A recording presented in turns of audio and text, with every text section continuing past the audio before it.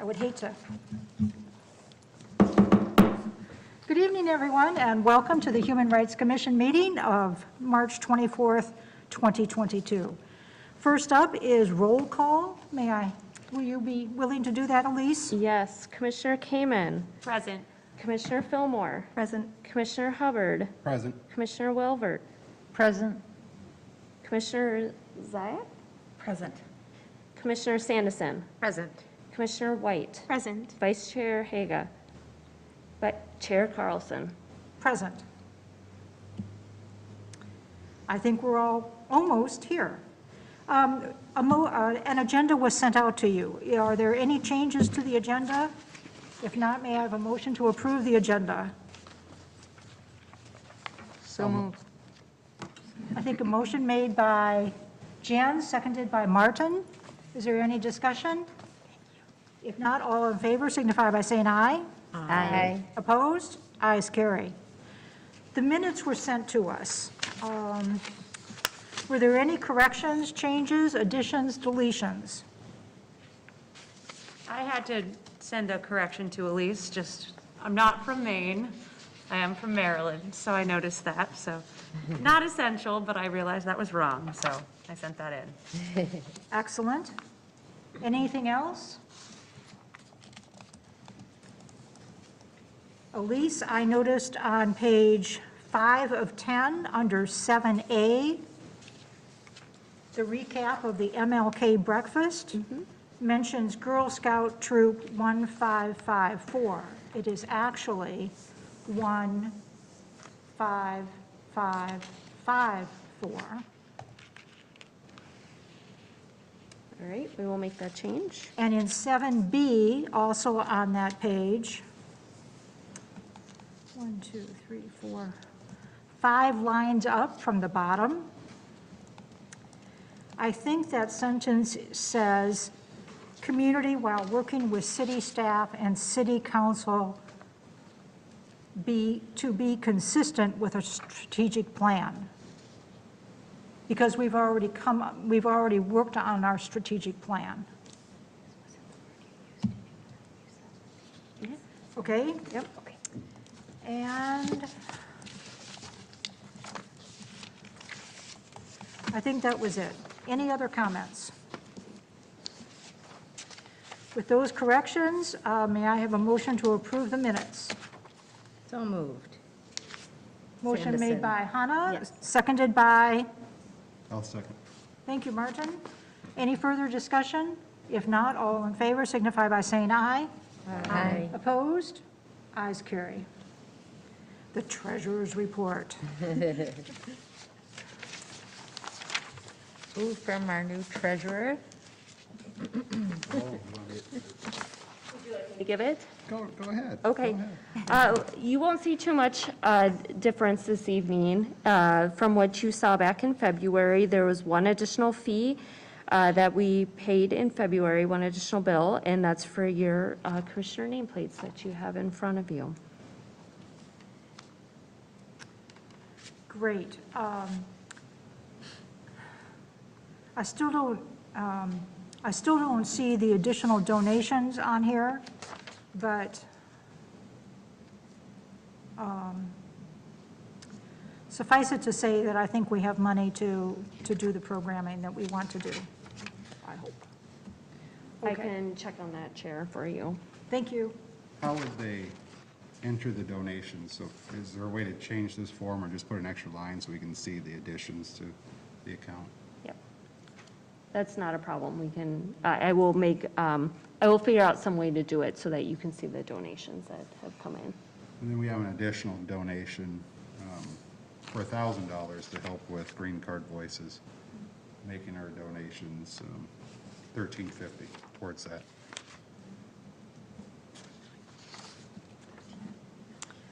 So I think we're good for Green Card Voices and other activities that we hope to do this year. Let's see. Any discussion about the treasurer's report?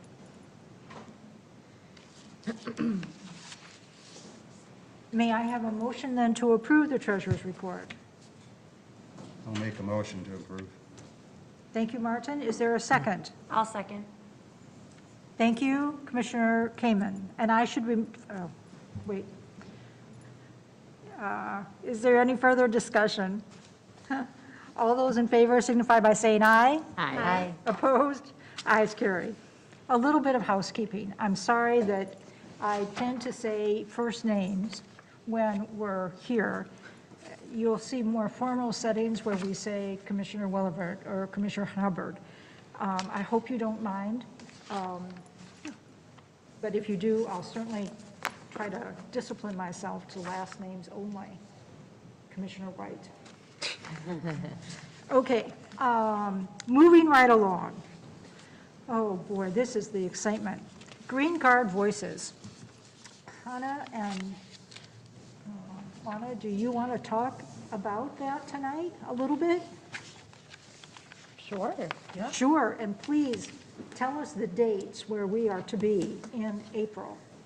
So it's April 14th and April 21st. The Green Card Voices display is the full month of April in the community center, and then there's 2 separate events in conjunction with Green Card Voices and the theme of immigration in Chaska, Minnesota, that are on the 14th and 21st. Do you want to go first on the 14th? Totally. Talk about Yeah, that? yeah. And we agreed on the title for the whole month event to be Chaska Celebrate Immigrant Voices. And with that, the first event is from 6:30 to approximately 8:30 on a Thursday night, the 14th of April. And it's going to be a showing of the documentary Through the Iron Curtain from Romania, which will be followed by a Q&A with 2 of the people who appear in the documentary. So we worked on the description of what the documentary is about. It's basically first-person narratives of people who fled Romania during the communist regime, and a little bit of some historians talking, experts talking about communist regime, which I see kind of relevant in the context of like current realities. So yeah, it's going to be the showing of that, and then a panel, just a Q&A with the 2 people. And it's Jim and Monica von Garden. Sorry, I mispronounced their last name. Monica is part of the Heritage of Romanian Americans in Minnesota Board of Directors, and James, her husband, teaches at McAllister Russian Studies. So, yeah. And is also an immigration attorney. Yes, he is. So all of the boxes are checked. Yes. And then on April 21st, we will do a panel of immigrants in Chaska. And that is currently still being worked out. All the details are still being worked out, but some of you may remember Heather Castillo. He was on the commission last year until he moved out of Chaska.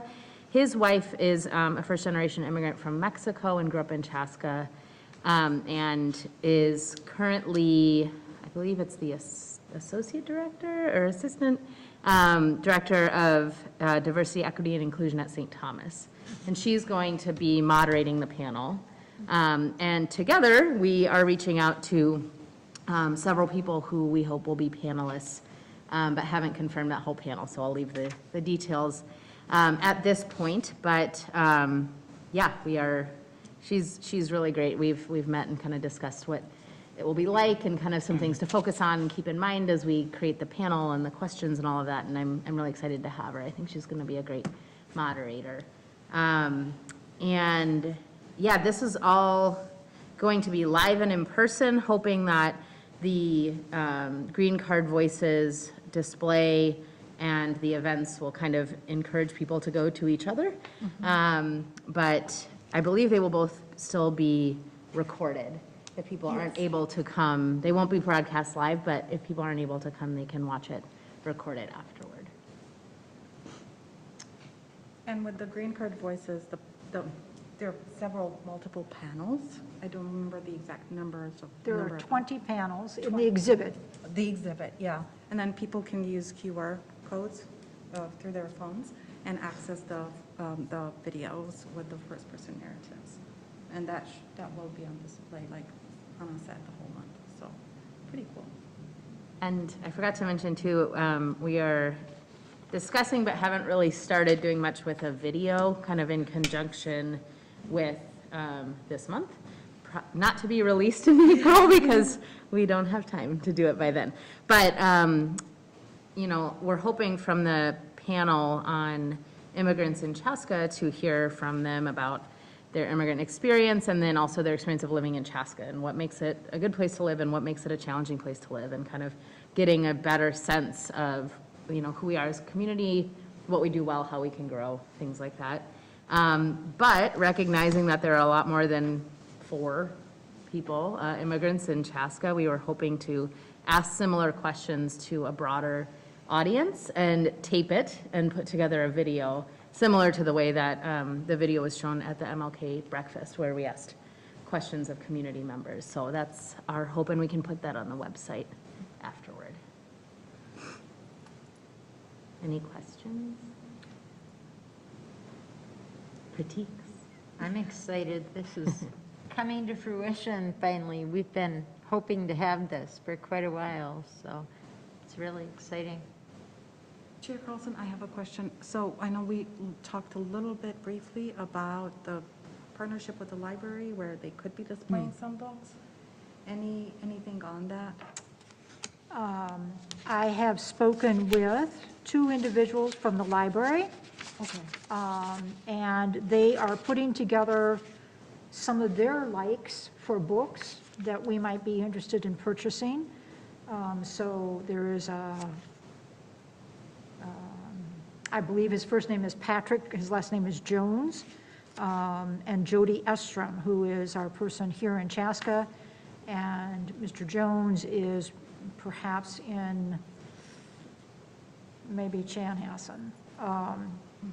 But yes, they concur that that would be a great idea and are looking forward to working with us. So, yes. I looked at some of the, so they have various, they group their books on maybe categories, if you will. So they have one category that is All Are Welcome. And they have in that category, they have a few of the books that I was looking at too. And then Green Card Voices on their website has quite a few suggestions for further readings. There are not Green Card Voices produced. So there are other books like local Minnesota writers, and that speaks specifically to the immigration journey. So, yeah. I too have that list from Green Card Voices. And so I think that we'll be able to have that as an option for, not that people will take the books, but they will see, and then we can gift them to the library from the Chaska Human Rights Commission. Yep. So, including some books geared for younger age people.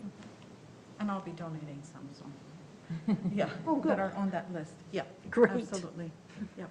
So, Could we get that list so then if we were interested in donating some of them too, we could? I put the list together, so Chair Carlson, if you want it, I can send it. I took it from the Green Card Voices and then I added some of mine. Oh, For- so it's for a that. broader list. It is a long list. And we could Is add this- more to it. is this the 9 proposed books, 1, 2, 3, 4, 5, 6, 6 of them? Actually, it ended up being more than 9. I was going to say. Yeah. But some of them, the library already has them. Right. The idea is for people who come and experience, get immersed into this event, to continue their learning after. And you can potentially print out some of the list that people could take if they want to look on their own. But it would be good to continue the learning, so not stop here. That would be great, particularly if you added more to your list. If you could send it to Elise. I will. And she can share I it will. with all of us, Yep. that would be the best thing to do. And then maybe if we have access to one of the books that we want to donate, then we could let you know at least. So then we aren't, getting 5 of the same book or something. Yeah, I can keep track of all that for you. Okay, Yeah. thank you. Know whether they have to be new? books to donate? I would say at least in what I would call gently used. Okay, How's that? yeah, that's helpful. Okay. Actually, I found a book the other day when I was doing my volunteer work, and charming picture on the front. It talked about a little lamb. It was written in Japanese, and someone had very carefully written in English the words of the Japanese story. And so I thought, oh, this is a great book. And I get to the very last page, and of course, it was not gently used on the very last page. But at any rate, side story there. Any other questions for Green Card Voices? I just have two things Please. to add. If anyone has anybody that they think would be a good person to interview for the video, you can send that to Elise, and we can, add them to our list of people that we're considering. That'd be super helpful. Do they need to be Chaska residents, or could they be like in the surrounding areas? I don't know, we I haven't would really. think we would probably want to focus on Chaska. I think so. Or at least persons who attend District 112. How's that? Yeah, I mean, that would be the far reach. yeah, I think. Okay. And then also Kevin has put together a website for this month event that's connected to our page, so, and there will be, I think, Facebook. Yep, we will be putting Media. together Facebook, creating the events for each one of this 2 events, and the main one, and then send it out to all of us so that we can promote it. So, yeah. And that's going to happen tomorrow, I believe. We've received, the 3 of us have taken a look at the message that Kevin's created. I think it's great with a couple of little tweaks that he's done. And so that will go out and be ready to go tomorrow. I've also shared the news with the Chaska Rotary. You may recall me mentioning that the Chaska Rotary had donated $250 for us sponsoring the Green Card Voices. And so we'll be making sure that that is also mentioned somewhere on that text, so. Anything else that I've missed? I don't think so. Any suggestions for improvement? Can we make sure that the Rotary, however we mention them, that it's up front so people can see it, so other people can then donate in the future? I will talk to Kevin about that. Return on their investment? And I was wondering, Elise, do I need to get their logo? If we can get their logo, that's always nice to have. Okay. But we can certainly get the website up and going and get the promotion out and add it as we get it. That way we're not delaying it. Great. Wonderful. One question, sorry, I keep saying things. One question that Nayeli, the moderator, had was about interpreting for folks that are not English speakers, or at least not comfortable in English. And I don't really know, we kind of talked through how that would look, and I don't know. I think it's relatively straightforward if we're interpreting from a panelist to English, but keeping in mind audience members that are not English speakers, I think it's a lot harder to navigate, like how many, we don't know who's going to be there. We're not doing a sign up, so navigating, like interpreting for audience members that aren't English speakers. We kind of talked about, if it's recorded, are we able to subtitle it, or I don't know, but it was just something that came up that we noted as an important kind of issue, especially when we're celebrating Immigrant Voices, but I don't know how to address it. So that's all that I have on that. If we are having Facebook events for these, and I know not everyone will sign up through Facebook, some people may just show up, but could we put something on there that says, if you are in need of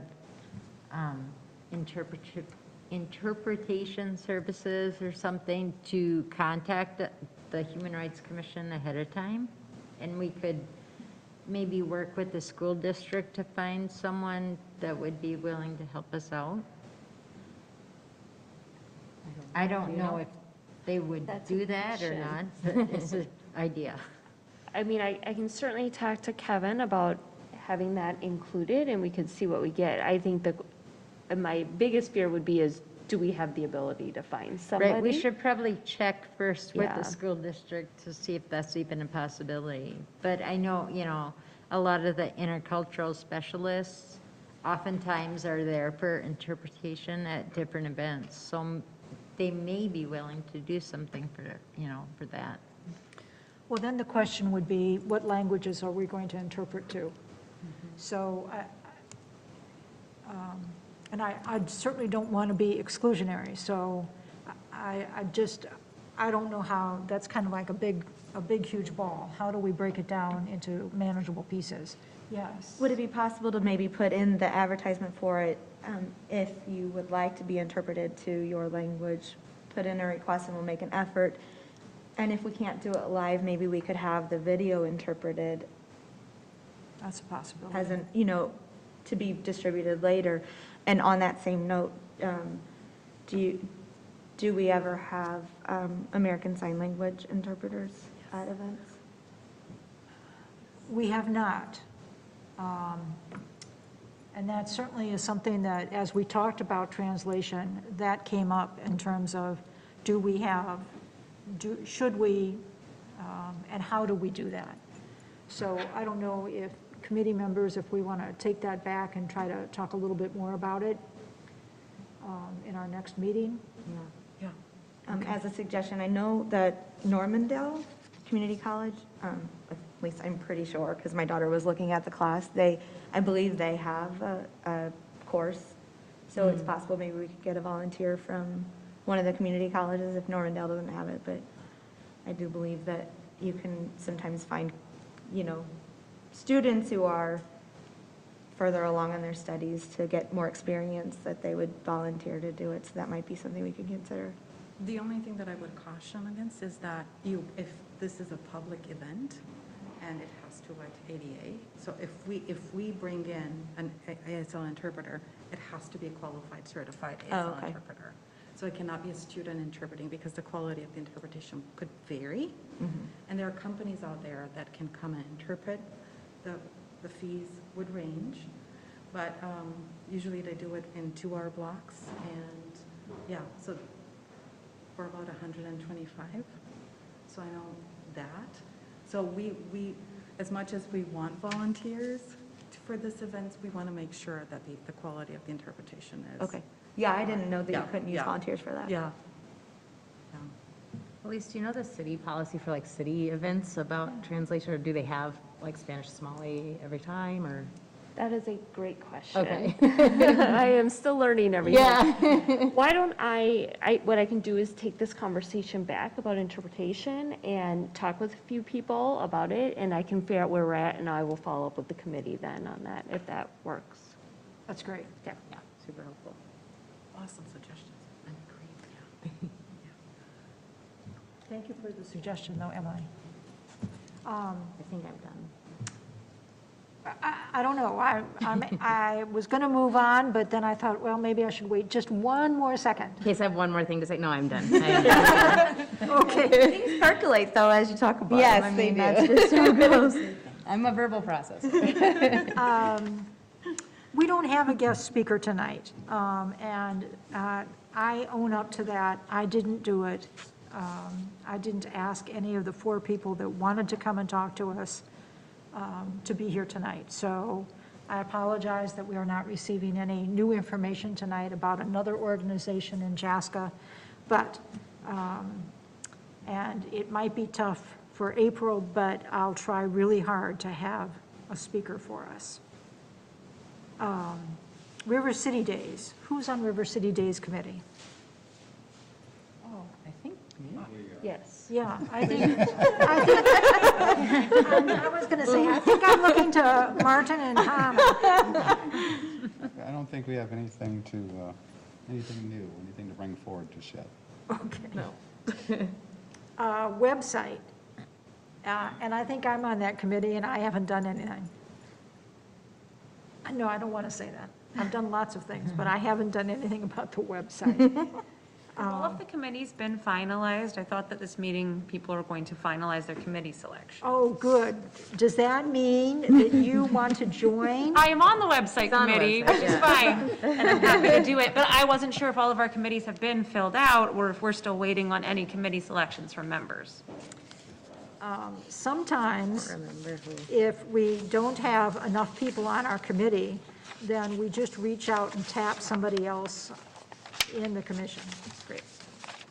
I do have the list from last month as I understand it, and I'm happy to share that if commissioners would like me to.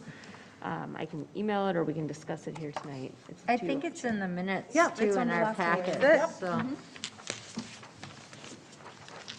Last page, page 8.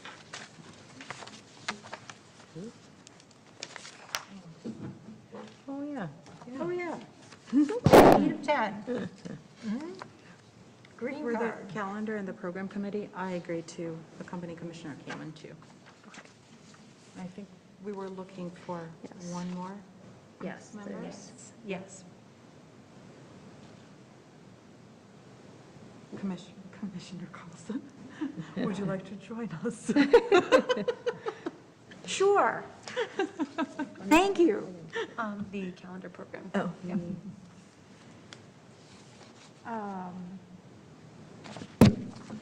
So Tracy and I met briefly a few days ago, just to check in about the calendar and program committee.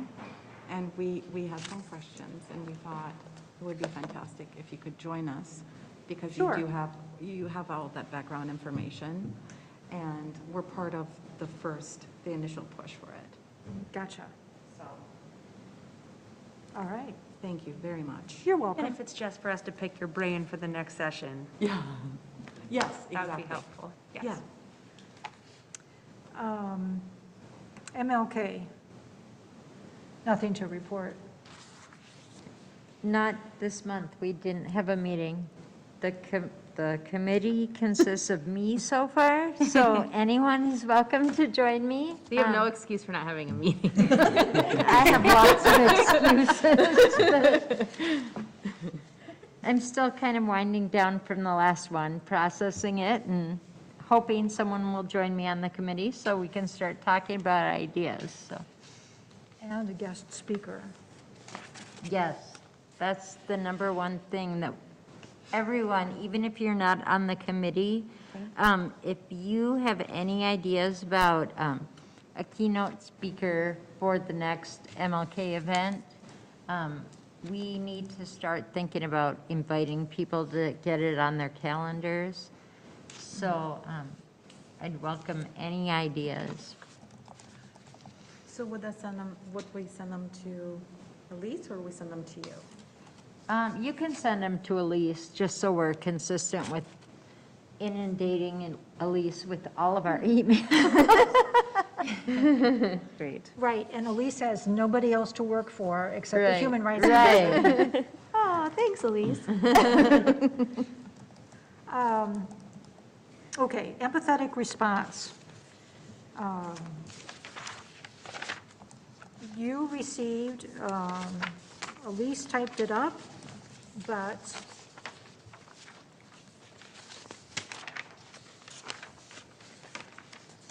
Emily, I reached out to Emily, and Emily responded with the statement that you see on the staff report. We touched on this a little bit last month. I think that, and I will share with you that I received 3 phone calls this month from 3 different individuals that have said, isn't the Human Rights Commission going to do a public statement about what's going on in Ukraine and our support? And it was, the last phone call was so timely because I had just read a series of articles, and when he called, he said that, and I said, I can't believe that you just called me. So that's when I reached out, and we have the statement. And I think that, are there any questions? Do you want to share how you created it?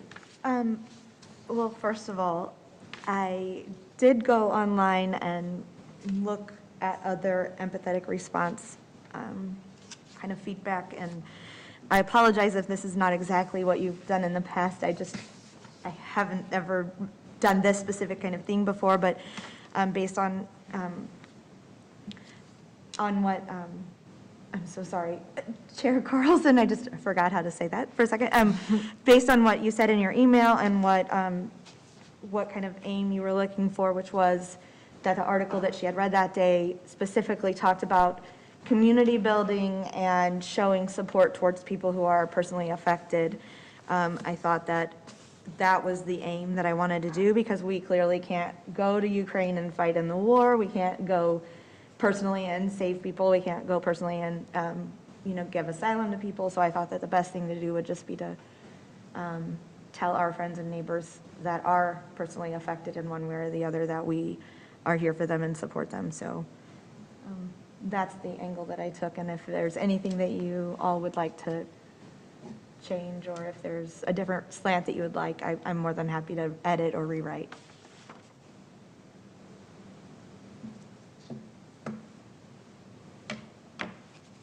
Oh, I'm sorry, but one more thing. I did try to start off with, though, trying to explain why that the world is a much smaller place than it used to be, and, we can't ignore what's happening abroad anymore, like maybe in our childhood times.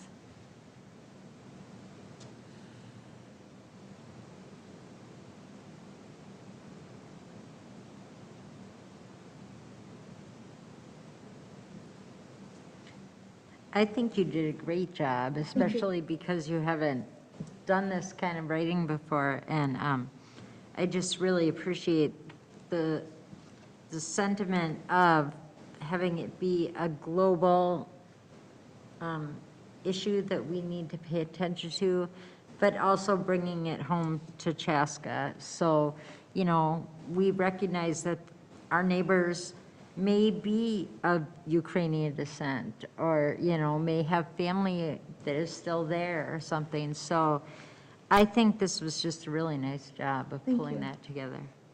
Thanks.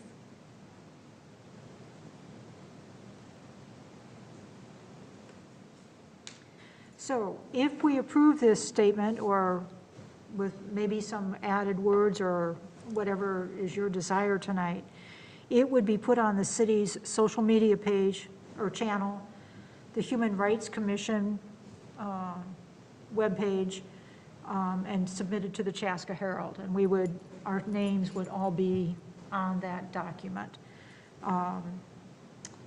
So I don't know if you want to voice your suggestions or additions, or you want to say yes tonight. But if not, we'll vote on this as a motion to approve, and then Kevin, no doubt, will post it everywhere.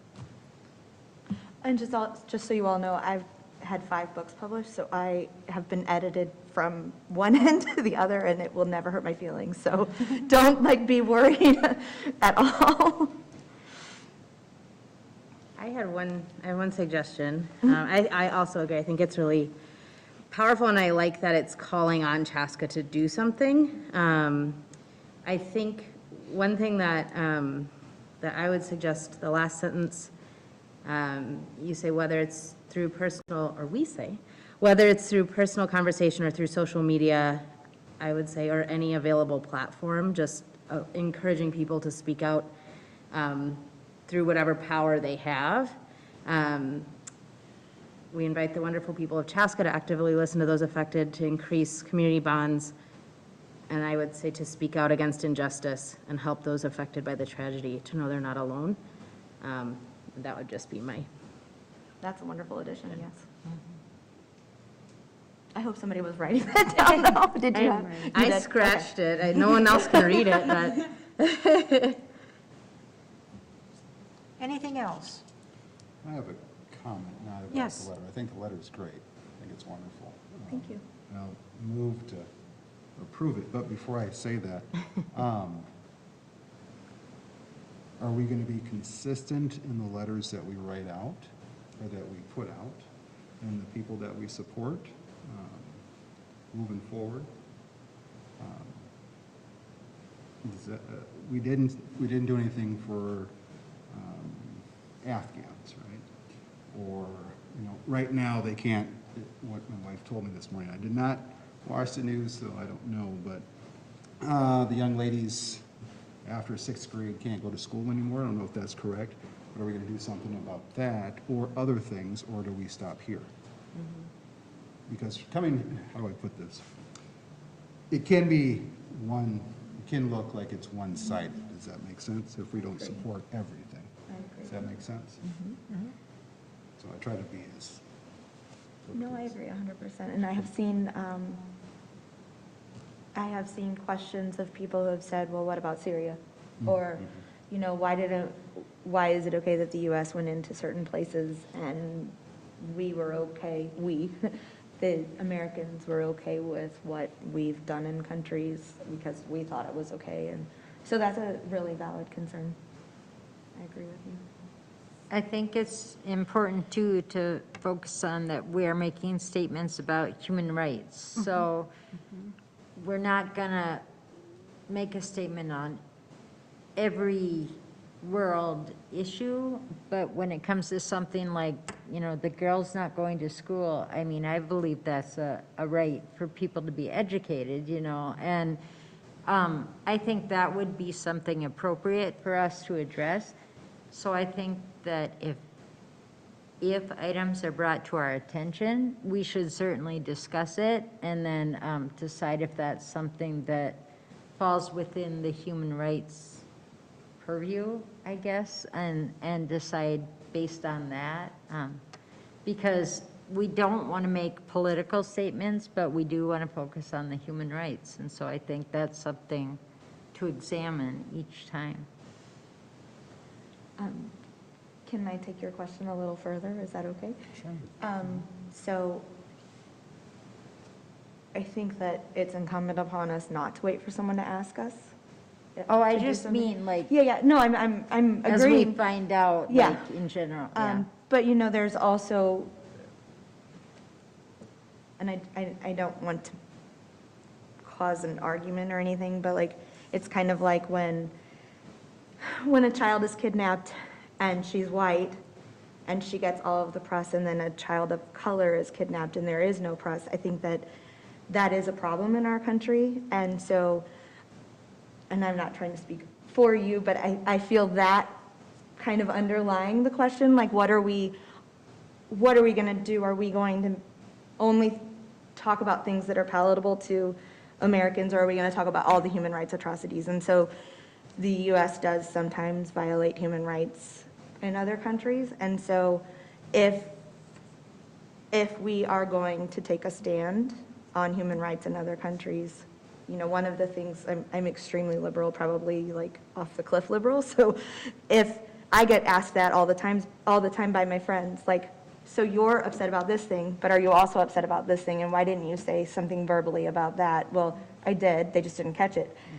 But if we're going to take a stand, I agree 100%, like we have to be consistent. And if it's a human rights violation, even if it's the U.S. doing it, once we open this up, then we have to be willing to say things that are even uncomfortable for us. So I agree 100%. But I don't know how that works as a commission. And human rights and politics are very parallel.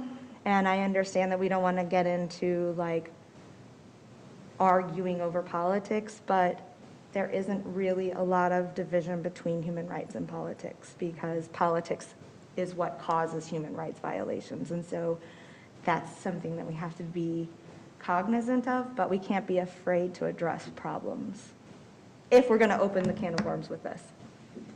I have a question about that. When we submit, as a commission, we submit an empathetic response, does it need to be approved by city council before we can have it published anywhere? No, it does not. Okay. I think our last statement was presented actually to city council. And that was about this time of the year last year.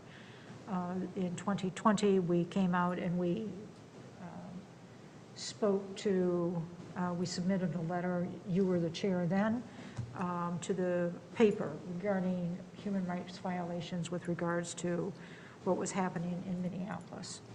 So, well, let's hear what everybody else has to weigh in on this issue.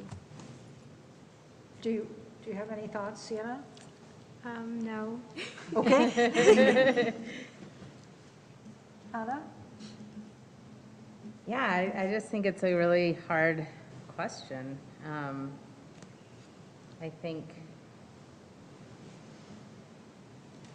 I mean, there's any number of human rights atrocities going on right now around the world, and there always will be. And so we can, I guess we could be the response writing committee, but, or commission, but I mean, practically we can't address all of them. And some of them are really complicated and we're not experts on those topics. So it's, yeah, I mean, some of them probably wouldn't be, we probably wouldn't be the appropriate body to comment on. But I don't know where that line is. And, you know, I think in some ways, this is sort of a no-brainer in that, you know, the whole world is, for the most part, a few exceptions, speaking in one voice saying that these are war crimes and these are human rights violations. So I think this is squarely on one side of the line, but I don't know, you know, do we have to wait for the whole world to be unified to speak out about something? Probably not. So yeah, I think it's helpful. We're gonna not have a perfect set of standards, but it would be helpful to have some, so that we can just say, yeah, we're gonna talk about this, or no, we're not gonna talk about this, and it's because it falls into this category. Because I think otherwise it's gonna be really hard to draw the line or to know when to say something. Tracy, your thoughts? Sure, I think it's a great statement. When people were calling to express their concern with us not having a statement, are people looking for us to stand with the people of Ukraine? Are they looking for a place to voice their concerns? What are people looking for from the Human Rights Commission in Chaska? Because how we choose to address these issues is largely dependent on what people need from us, I think. I think asking for an official voice that says we support the people of Ukraine. And I think it's great, maybe a little long. I might chop it a little bit. But otherwise, I think it's a wonderful message. I don't know if democratically elected government is going to ruffle any feathers, if it makes sense to just go human rights, sovereignty, peace, and safety. Others of you know the community better than I do. Certain words are triggering for different people, but overall, I think it's great. Juana? I think in the name of human rights, we should be making a statement. We should be expressing our unity with people who are being at the whose human rights are not being respected and completely ruined. And to Hannah's point, where we can't take a stand on everything, I think we do need to take a stand on things even when those situations are uncomfortable and make people uncomfortable. Because if we as the Human Rights Commission don't do it, we can't expect, and we are looking at the community to build support and build that inclusive community. If we don't do it, then who's going to do it? I mean, there's a lot of debate on multiple Facebook platforms within the community, and people are very divisive in terms of how they see various topics. But I think we should do it in the name of human rights.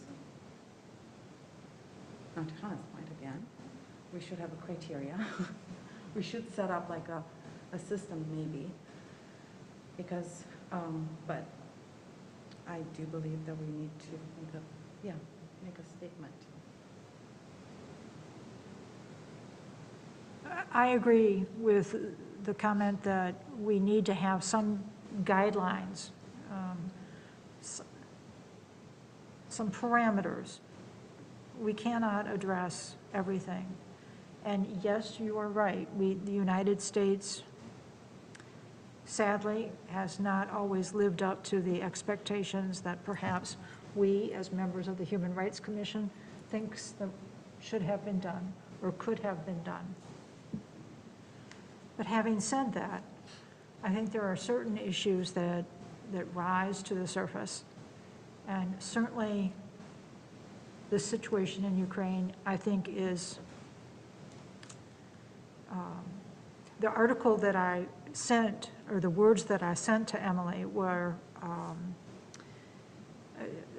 she's a curator at the Russian Museum in Minneapolis. This was an article in the Star Tribune. And she wrote, neighbors need to look at each other and say, this can't happen to us.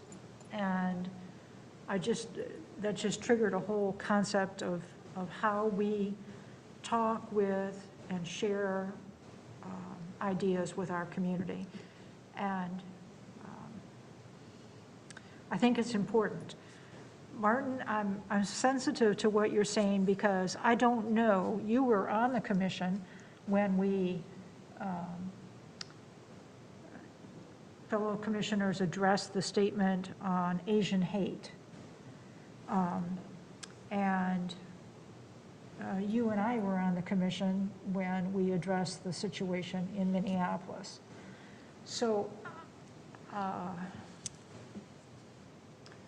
those were issues that, again, like I said, kind of rose to the surface, and it was so apparent that rights had been violated that we wanted to speak out.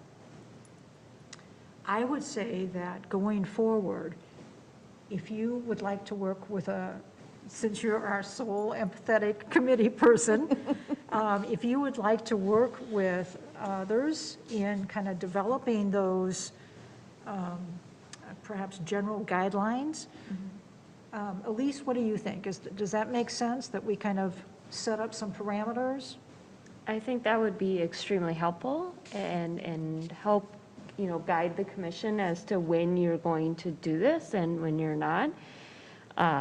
And so I think, if the commission wants to propose something, I'm happy to put it together and have it available for you for your next meeting or whenever you feel it's appropriate. I'm happy to join that committee, so she's not alone in this. I'd appreciate that. Yes. Excellent. Yeah. Anyone else? Well, I just have a comment. Yes, of course. Hannah. I think one, apart from this being just really atrocious and something that everyone should be speaking out on, I think one reason it's helpful for us to do so is because voices are being silenced with respect to what's going on in Ukraine. And so, we've seen a lot of bravery from the Russian people and standing up to their government for what they're doing to the people of Ukraine. And, we don't face that risk, but we do have a platform. And so just kind of standing with them in their speaking out on human rights issues, I think is really powerful, even though probably not have a huge audience. We'll have some audience. But I just think it's worth doing because of, the perpetrators are silencing people that are speaking out on human rights issues. I think we have an evolving commission. It's changed from where it started however many years ago, 20 years ago, and it's kind of changing. I kind of feel that. brought it up just so we can be aware, have the discussion, what's going on. But everybody's voice comes to the table. Does that make sense? Do we have like green card voices coming up? Do we have anyone from Ukraine or Russia that's going to speak or talk? Is it appropriate for them to speak or talk? But just kind of throw those ideas out there. And then, you know, I think the more we're engaged in the community, the less we'll have to write letters because people will know where we stand ahead of time. We're just not there yet, right? We didn't have a person who could write like this. You know, people, how do I put this? We've just evolved from where we were to where we are now. So I guess that's my compliment. That's my like side compliment type deal. So I do agree with the letter, 100%. I just want to make sure as a resident of the city that we're supporting Ukraine now, but if, let's say, something happens in a country in South America that's overshadows Ukraine, do we say something about it, or we don't say anything about it because there wasn't a phone call? And so those people from South America, how do they feel about living in Chaska? Because you only care about those people who, I'm going to put it out there, look like you. Does that make sense? So we want to make sure that we get, not that your hand is right in every, but just so we feel more comfortable. Does that make sense? So that's just my 2 cents. I'm sorry. No, I think that's wonderful, and when I was saying, like, let's don't open the can of worms, I didn't mean I didn't want this to go out. I meant I don't want to later feel hypocritical if people say, you're not serving everyone, you're only serving, because that is a criticism of liberals very often, and I know that I'm not assuming everybody's liberals on here, but I'm saying that that is a big criticism that people in the intersectional, gosh, am I saying that word right? Sometimes my words don't come out right. Feminism and in anti-racism and in global human rights is that sometimes people fall into the trap of only noticing the atrocities that happen to people that look like them. And so I would really love for us not to do that. And so I really appreciate that you brought that up. And I think that we can only do the best that we can do. And, you know, we may face some opposition in the posts and everything. And so I think that it'd be really great for us all to just be very humble. And if someone says, hey, why are you saying this and didn't say this, we can say, we're sorry, we're a new group, we're going to try to do better. And then if people do bring things to us, or if any of us see them, you know, I'm not perfect, but I do try really hard to keep on top of different atrocities and just bring them to us and on the committee, yay, and whoever else is willing to be on it. And then we can do our best, and, you know, and then everybody else can say, yeah, let's not do that one, or, hey, didn't you see this one? Because that, we obviously can't do it all the time, because I'd be writing all day, every day, because of all the atrocities, but hitting the ones that are the worst is probably the most important. So I'm going to shut up now. And I think it's important that we approve this today, since this has happened now for a month in the Ukraine. And having guidelines moving forward, excellent for proactivity, but right now we need to be reactive. So I do think that we should, if we need to make any edits, edit it, but motion to approve it today so we can get something out. Especially if it's going to be in the paper, because they have deadlines for their next edition soon.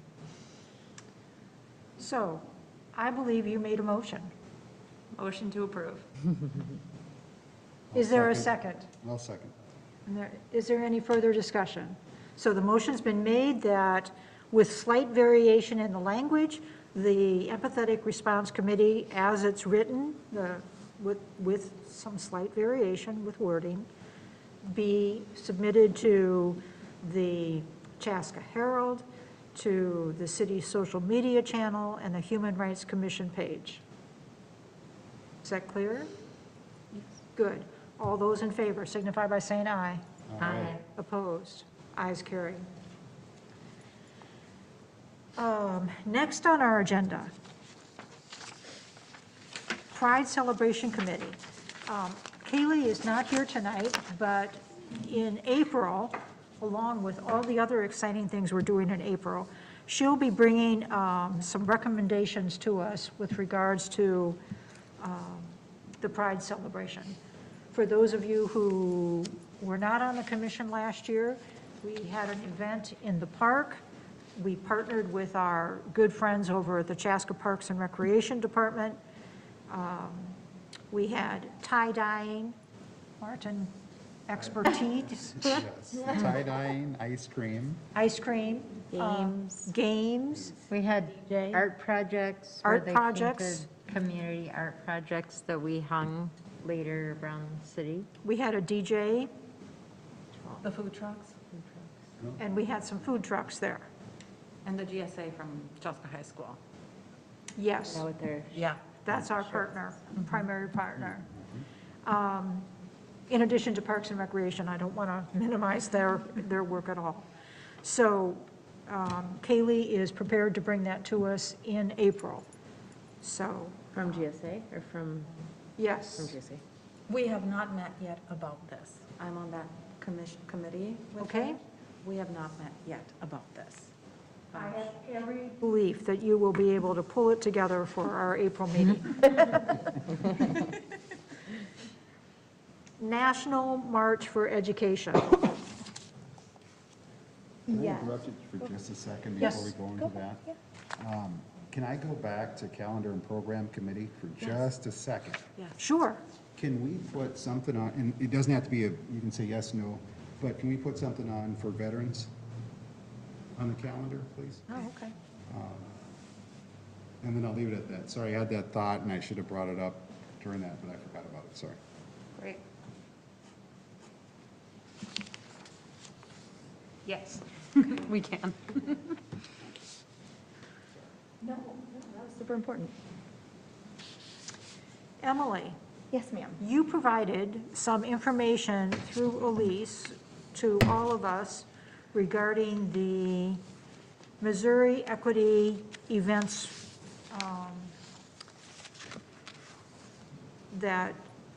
and a piece to that is supporting our educators. And so I think that we wanted to hear a little bit more about the National March for Education, and if you've been able to find out anything with regards to our district celebrating teachers. Yes, so Missouri's falling apart right now. And so the people who are working on the Missouri March are very encapsulated in trying to prevent these bills that are going through there, and trying to get school board members elected in Missouri. So if we decide to do something, it can be in tandem with what they're doing, but I don't think we can call on anybody from the organization in Missouri to work with us on it. So Commissioner Zayak and I were talking, did I say your name right? I'm sorry. Yeah. Okay. We were talking briefly, and there is so much going on with the word gay being outlawed in schools in Florida, and, people across the country getting upset about the non-existent CRT, which is critical race theory, that it's not being taught in schools, but people are freaking out about that. That in my looking through the website of what the march is in Missouri, and the desire for the people organizing it in Missouri for other, people across the country to do it, and our conversation at the last meeting, I think that it would be lovely and wonderful if we could organize kind of, oh gosh, what's not a march, but just, I'm so sorry, you guys, sometimes my words just don't come. A rally or a talk or a Demonstration? Yeah. or where people would speak. Yes, sorry. My medication brain sometimes just steals my words. And so I think it would be really wonderful if we could if we could offer a space for students to talk about how it feels to see those things happening across the country and how they would really love for it not to happen here. Yeah, and so that would be great to know, Commissioner White. Are there conversations in schools in your school, about what's happening in other parts of the country where they're losing their ability to say the word gay in school? Or they, because that is a big problem that's happening, or the, books being banned? I wouldn't say there's a lot of conversation about that. I'm sure there is amongst like other more groups like that are involved around that, but I definitely think that you could find students who are passionate about this issue, and that would definitely speak at some sort of event like that. Okay. And, yes. If I may add, so I spent, in preparation for this meeting today, I spent quite a bit of time today, and yesterday, researching on this particular topic. And last month, Pan America, it does relate so closely to human rights and freedom of speech. And I have the full report. I went through half of it. I can send you the report that they produced. It's about, they call them the educational gag orders. Because it basically pertains to silencing people on talking about race and gender in schools. I'm not talking about people in general, but educators. And then it's not only limited to the K-12 system, it's in colleges. And it has not happened yet in Minnesota, but this rally would not be because it happens in Minnesota, because it could happen in Minnesota. So if we can have that in support of other folks who are fighting against this educational gag orders, it would be fantastic. And it will be making a stand for human rights, really, and freedom of speech. So, yeah. And for those of you that, if you're not quite following it as closely as I am, for instance, in Florida, the law is that a heterosexual teacher can speak about their wife or husband. Oh, my husband and I went to dinner last night and we went to a movie. But if it is a person who's in a same-sex marriage, they're not allowed to ever speak of their spouse. So it is definitely a human rights, equality, freedom of speech issue in that. And also children, if they have gay parents, they're not allowed to speak of their parents. And it's crushing. And the problem is, and I know I'm telling you things that you already know, but this does not prevent children from being gay. It only prevents them from feeling safe telling people, which leads to suicide. And, you know, it's a very dangerous thing. So, and I think giving children or students the voice to express how they feel. And also on the CRT side, which obviously critical race theory is not actually being taught, but they're pulling books that are about the history of slavery and the history of race relations. And what that does is it invalidates, and I hope I'm not speaking out of turn, but from what I understand from the trainings I've been through and everything, it invalidates people who are people of color and black children. It invalidates their feelings of being understood. So like their history and their understanding of culture is not being taught. And so then it doesn't give them the opportunity to feel that other people are learning about them. So there were 155 bills introduced in 38 states, and they were about curriculum transparency, parents' rights, and one of them was Class B misdemeanor for any teacher using classroom materials to depict homosexuality. Arizona students were asked to seek parents' permission before joining any LGBTQIA clubs. And of the current bills, 10 became law. 104 target K-12 education, 48 targeted colleges, and 62 included mandatory punishments. And there were the book bans that were focused on gender and sexuality. And then basically all of this is done coming from anti-LGBTQIA activism and critical race theory movement, so yeah. I'm wondering if there's an opportunity to support this without doing a demonstration. For instance, a gathering where we send postcards to the Florida Senate, et cetera, for not passing these bills, that sort of thing. I know growing up in the DC area, there were a lot of postcard writing parties where you'd write to your congressman, you'd write to the senator, you'd write to the local government to try to stop these things from being passed. And maybe it's showing support in that way as opposed to holding a demonstration. I'm not sure. I think the difficulty lies in what our commission is chartered to do. And I'll turn to you a little bit, Elise, for guidance on that. But I think that going through the strategic planning with city council representatives 3 years ago. Is that 3? Yeah, 3 years ago. We were pretty clear as to what we, as a commission, could do, not could do, but what our role was. And I think that in another part of my life, I write postcards, but I'm not sure that that political action is something that this commission should undertake. So I guess, official city representative, what is your thought on? So my understanding is this group is really kind of on the information and educational side.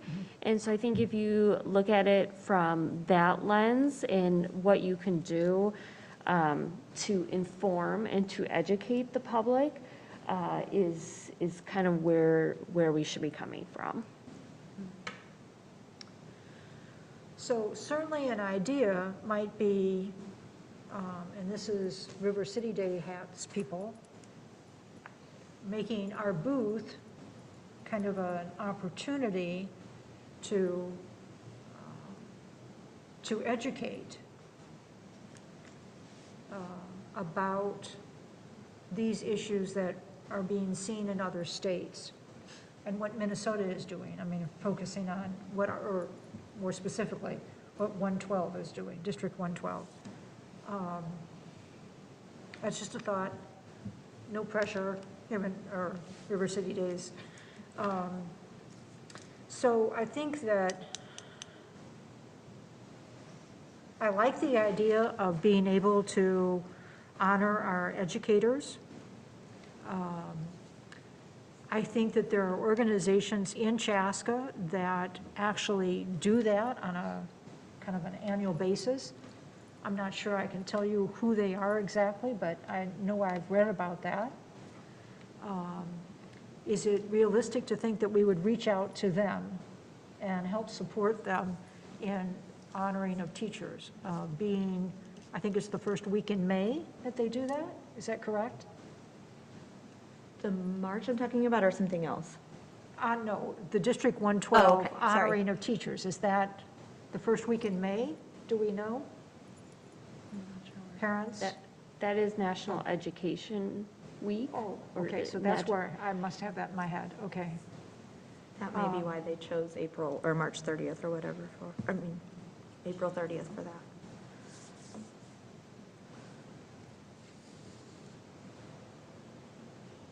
If there's not a desire by the commission to do like a march or a forum or something, what if whoever else is interested in working on this with me, what if we would put together some information that could be shared at Pride and at River City Days about, and maybe see if we could get some information from teachers locally, if anybody has some connections that could help us do that.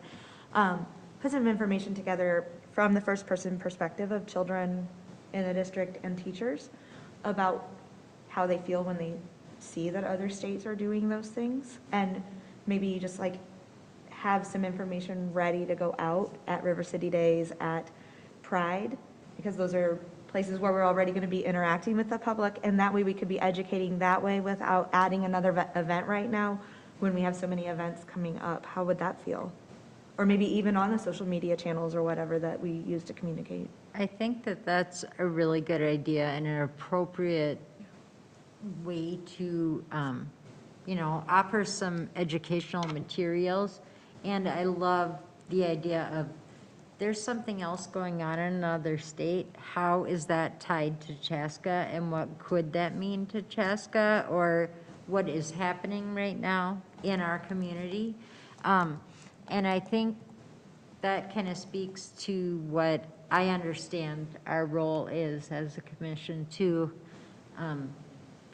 I had many conversations when I was chair before, and with the former assistant city administrator, where I talked about our role, and I love a good protest and things like that, and I had to really have a lot of conversations to understand there's a place for that, and there's a purpose to a group like this too, where it's just to present information for people to consider and to offer ideas of where they can look more into it if they want to, you know, or they have someone to talk to find out where they should go to find out more information.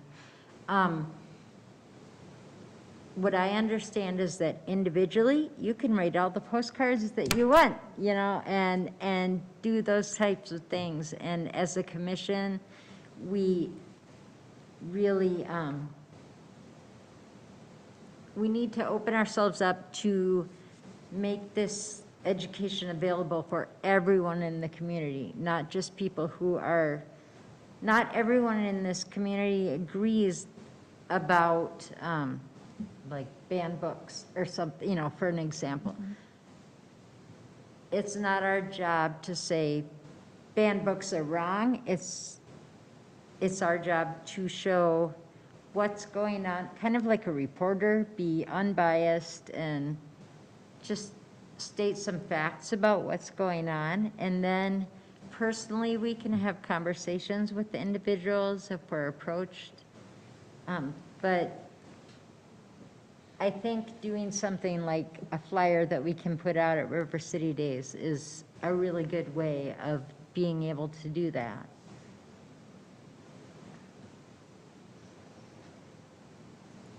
So where does, for like our letter on Ukraine, how does that, because it seems like we are taking a stand. Yes? I was going to ask the same thing, because there is right or wrong in human rights, like, Right. that is, like, We're not protesting here, though. We're not having a rally. We're not inciting people. We're not getting them excited where they could burn something down. I agree with your idea of putting something together, but I don't suggest a flyer, because most people will look at the flyer and throw it in the trash or not take it. But how do we interact with the public to get your point across, or to get our point across to them? How do we become more interactive? And I think the more events we have, we can kind of tie all some of this stuff together. I don't know how, I'm thinking about it, but we can do it at River City Days by interacting with the crowd there. You know, right now we have a booth that nothing happens. We just sit at it all day. So we can really do something to get to get the city involved.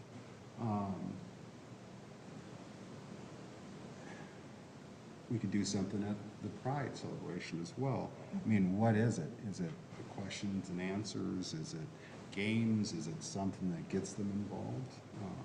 People don't remember what's on a piece of paper. None of us do. We don't know what any of this says right now. But if you give me I'm just throwing this out there. If I have to answer this question, you know, what law was passed, blankety, blankety, blank, to win this TV, I'm going to Google it, and I'm going to remember. And every time someone asks me about this TV, I know the answer.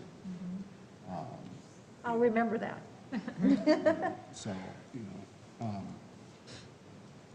I'm just throwing it out there. I don't have any answers or whatever. I'm just kind of throwing it out there that I think it can be stretched, but we want to get this information to people so it doesn't happen in Minnesota. I don't live in Florida, so let's be honest. I don't care what happens in Florida. I do. I get you. But I live in Chaska, so I'm more concerned in Chaska. So if I wake up in the morning and, you know, my son can't read X book, then I've got a problem. But if I could have done something ahead of time, at least been educated, then I could go to a school board meeting, or, you know, if the chief of police is having some sort of gathering, or it's coffee with a cop, or ice cream cone with a cop, I can go to that, and I can put out, you know, I can say my opinion, or whatever that may be, have a little impact that way. I mean, we've kind of, I don't know. So what you're talking about is basically raising community awareness around this topic, correct? Yeah, you summed that up real well. Right, And we can do that, I mean, that could happen through, I think last time there was a conversation about focus groups. So that could happen, or it could be like an event this month, or it doesn't have to be an event. But to your point, Martin, it doesn't have to be a flyer, because that gets shoved on whatever. I mean, I don't keep flyers, and people recycle all the time, so which, but maybe, I don't know, be a little bit more interactive and use the same way that we're making a statement about Ukraine to use an avenue to talk about this in an educational way and get the conversation started. Without a rally, without a gathering, without, but just get the conversation started. I wonder if there's a way to celebrate what Chaska's doing. I mean, I'm really glad this isn't happening in Chaska. And I think this needs to tie to Chaska. I think, there are Ukrainian people living in Chaska, that's a good tie. If we are, if one of our metrics for deciding what to speak out on is a tie to Chaska, I'm not saying it has to be, but that's, I think it might be a good idea, since we're the Chaska Human Rights Commission. Is there a way to, at Pride, for example, celebrate GSA and the things that they do, and the staff member that helps run GSA, and just, in that moment kind of say, like, this is not possible in every school district in America right now. And we're really grateful for this group and your partnership, and we celebrate you, and just kind of like use that as a moment to raise awareness that it's not, I don't think we can say like, and here's everywhere that it's not, but think about ways to celebrate what teachers are teaching here and celebrate what GSA is doing here. And I think that would at least cause some people to think like, wait, what, this isn't normal, or this isn't everywhere, or kind of maybe take the next step of looking at what is happening. So like the videos you guys are doing with the green card voices, where you're gonna have some, I think, that you're actually putting together, not just the one that you're using from outside, but the Chaska voices. Yeah. I really understand that the pamphlets wouldn't work, but what if we did like a video of kids in the school district saying, I get to do this here, and I'm so glad I do, because I'm meeting people, and I feel included, and I feel cherished, and blah, blah, blah. And maybe have those available either through, obviously with permission and all that kind of stuff, but available through the social media channels or at those events, and tie a prize to, did you hear this in there or whatever? Because I do think that motivating people to watch and to digest it is very important as well. Because, I've only been here 9 months, but I have seen some stuff on social media for Chaska where people have invited people to their church for discussions, and people come on there and say, why would you do that? That's horrible. We don't need to learn about that, and it is disturbing to me, because it's really important to have these discussions. It's really important for people to understand that, it's okay to talk about being gay. It's okay to talk about what it's like to be Black. It's okay to talk about what it's like to be an immigrant. And a lot of times the pushback is, well, you're the one being racist because you brought up that person's Black, when actually that's not how it works. But so opening those conversations is very instructive to people who are living in that space. And so maybe if we did those videos where kids were saying, I'm really glad I live in a place where it's okay for me to say I'm gay or whatever, then that might be helpful. I think that's a great idea, and I just throwing 2 cents out there. I think that there should be a wide range of ages, or there should be a good, not just kids, but adults, not just, one particular person. I need to see someone who looks like, I realize I'm the only Black person on this panel, but I need to see someone, and I am not saying if I were her, I need to see someone who looks like me telling me something or educating me. Does that make sense? And so if we have a variety of people, if we can find a variety of people to speak, I think that would be helpful. You know, if there's we can find, let me shut up before I get myself in trouble. But if we can find a wide range of people, I think that would help. And, you know, we could play it on a TV or, you know, at River City Days, we can put it on social media or whatever it is. But I think that's a great idea. Last thing. So Chaska High School has a very strong GSA group.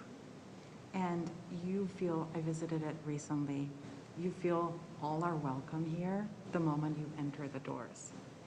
With that said, so as it applies to gender and sexuality, the other side of it are the many incidents that involve racism that are still there, that there has to be a way for, not for us to take action on it, but at least educate, because these two issues go hand in hand. So when we do want to educate, to Martin's point and Emily's point, to raise those voices, elevate those voices that are from all walks of life. So, yeah, there is still a way to go for the community. Okay, so I think I've heard that somehow we're going to create an opportunity. It'll take our best minds to think about what that opportunity is and how to communicate that.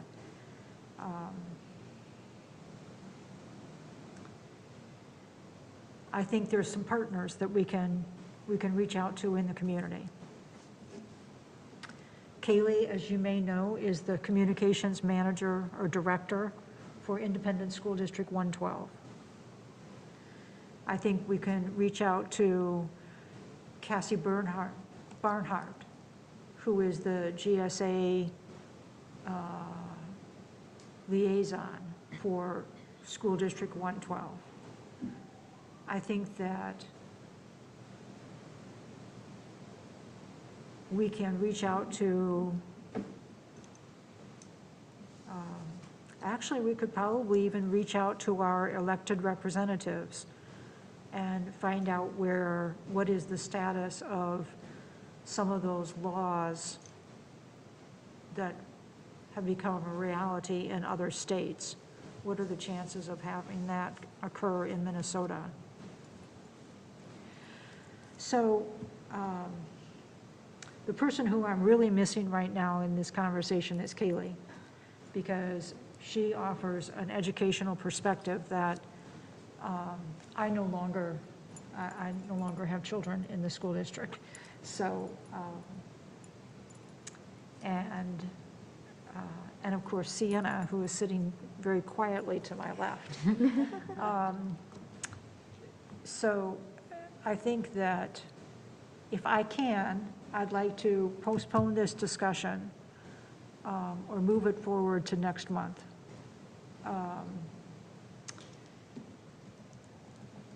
If any of you have any specific ideas or any general suggestions, as always, send them to Elise. And she'll make sure that they're collated or they're all together for us to consider and think about at next month's meeting. Does that make sense to you? Okay. Thank you. So, is there any other business?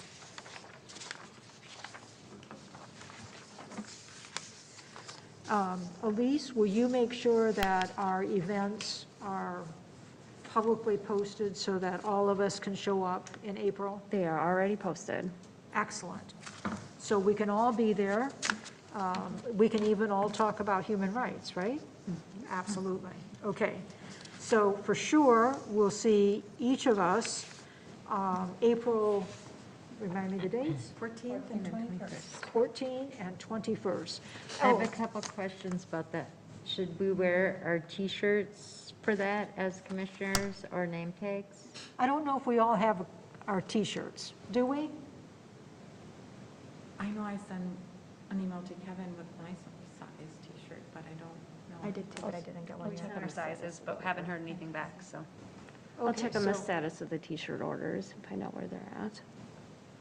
The only thing about our yellow t-shirts is that it is more casual attire, but hey, if we all want to wear our yellow t-shirts, we can do it. I don't know where mine is. Okay. I don't like yellow anyway. Can we I change don't the like color? yellow either. That's the way put it's that on, I always was like, been, so "Whoa." that's what we get. Kind of jaundiced. My other question is there anything that the rest of the commission needs to help out with at either of those two events besides just showing up and participating? Wow. I think so, yes. Juana seems to be heading up through the Iron Curtain. We've got the space, we've got the video, you've got the guests. I did want to say one other thing about the guest. There will be an opportunity, Dr. Ed, it's not Ed. Jim Von Geldern? Dr. Jim Yes, will be there. yes. And he is open to hearing about questions, that's what's occurring in Ukraine. So, yeah, and he is an expert in Russian contemporary society. So this is what he teaches at McAllister. Right. That's his expertise. So I guess he is a fantastic resource from that point of view. So if just in people case do that have subject, questions about it, yeah. right, if that Those subject could be should come up. addressed. The idea is to, ask questions about the immigrant experience and, that what happened that made people move from one country to another. But I'm sure that depending on the audience, the conversation could lead that way, could go Sure. that route too. I will be meeting with them next week to figure out kind of the flow of the facilitating the conversation. So- Okay. So, yeah. So do you need any help? Promoting the event, yes. So if it's okay, I don't know what is proper and what is not proper within the Human Rights Commission, but could we each use our own Facebook pages to promote the event? Yes, so Kevin will put together Yep. the general information, and then feel free to share it on your own personal pages. Fantastic. So if we can each do that if you have Facebook, that is, if you can each put it on your Facebook pages and any other avenues that you know of, like Instagram or whatever it is, both events, the whole month event, I would say. Like the whole, Green Card Voices and then the two events would be great. That would help a lot because the idea is to get as much of an audience as possible, as many people as possible, because that speaks to our inform and educate. That is exactly what we're doing. So, What time does it start? 6:30 for the April 14th. I think the 21st is 7? It is. At 7, yeah. The 14th is 6:30 and then the 21st is 7. Correct. Do you have refreshments? No, we decided that we were still not totally sure how people felt, given the pandemic, about touching and eating food together, so. How long does it last?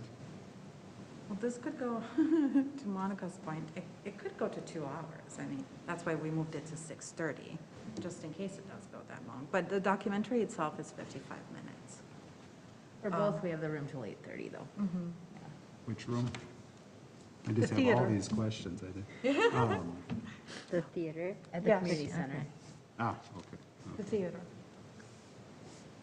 And if we have enough participation, it can roll over into one of the community rooms.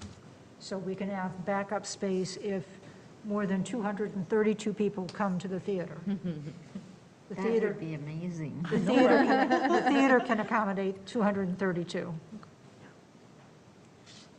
in seats. I mean, we could be standing in the aisles too, but, yeah. Hannah, I think you've got the list of questions. You're working through panelist selections. Is there anything that other commission members can do to help you? I don't think so at this point. We have a good sense. We're trying to be, trying to keep the panel as diverse as we can, both from like country and age and how long they've been in the US. So we're trying to hit a lot of different things with like 4 people. But, you know, if we strike out several times, I might be reaching out to see if anyone has any other suggestions, but I think we have a long list of people that we're interested in talking to, and Nayeli knows a lot of people as well, so I think we are set, and she asked really good questions and had really good ideas for, generally for like what, you know, what is the purpose of this, who is the audience, like, you know, here's what we want to share, so I have full confidence in her, so. How much does it cost? That part, Yeah. however much the room costs. She looked at me like I was My just like, I was time is $50 an hour.